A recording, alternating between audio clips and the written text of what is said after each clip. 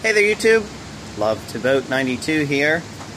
So I wanted to show you guys a time-saving tip if you're milling lots of logs and it's less setup time if you do it this way, because all I do is I set it for one and then just mill it all the same for all of them. So you'll see all these logs here have a flat spot on them. These two, and that one. So all I do is I take those angle irons with two 2x4s screwed onto the end,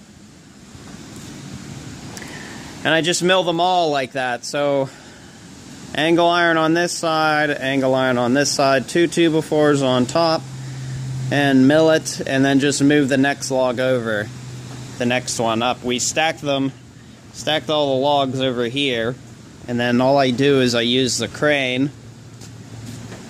I use the crane right here with the winch and a cable, and of course the boom goes up over top of all this, and then I just pull each log individually over whenever I'm ready to mill it, and then I just set it on the sides of the trailer here, and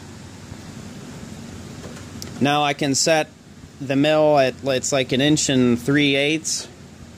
That's what I set it at, and then I can do it the same for all of these. I may make some 2x4s out of some of these. I don't know. This log here is kind of punky.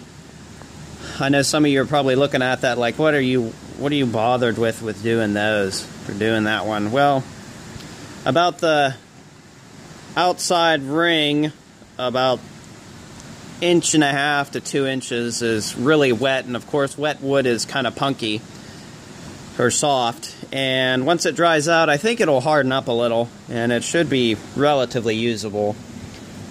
And I know I'm probably going to get some questions here, well gee, why are you milling up such small pieces? I mean, this log here, if I can get out my tape measure, this log here is only like 4.5 inches wide, and this one here is probably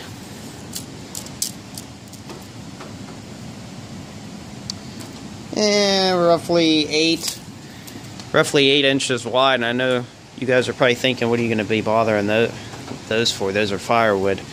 Well, I plan on using these boards from these two logs just for making stickers. The first time we made stickers, I think I used an entire log about this size, or maybe even this size, maybe two of them. I don't exactly remember. We made a bunch of them. I made like 200 stickers. You know, the boards that go in between the lumber, you know, so they have space in between to dry. But these little ones are good sticker logs, and the rest of these will all be lumber. Maybe, maybe not, but we'll see how that one goes. So that's my time-saving tip. I just leave the saw set up just the way it is, and just run one right after another. It's kind of a lot of setup and setting up each log, but I still have to set up each log whether I mill it at the thickness with the 2x4s and the angle iron, or I just mill it for lumber. So yeah, I'm getting another little pile of sawdust. I had an entire trailer load mounded like that, full of sawdust the first time. So this milling definitely you get a lot of sawdust, a lot.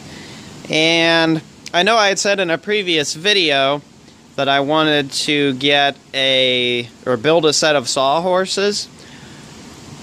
I don't know if you guys have seen that one or not, but I'm thinking about actually probably maybe not doing that. As if the log's real big, then probably. But if they're these size, you know, I can pick up the end of one of these relatively easily. But what's nice is I can take the boards, or put the logs on the side. So this is an entire load of wood sitting on just the sides of the trailer here. And so I bring them over in this, take them over to here and unload them, and then one by one bring them over to here to mill. But I leave these up here the way they are, and what I'll do is I'll just stick the boards in here whenever I'm done milling them, and get a little pile going, and then they're already in the trailer ready to be taken up to the other barn to be unloaded, stickered, and stacked. It kind of makes things pretty convenient, actually.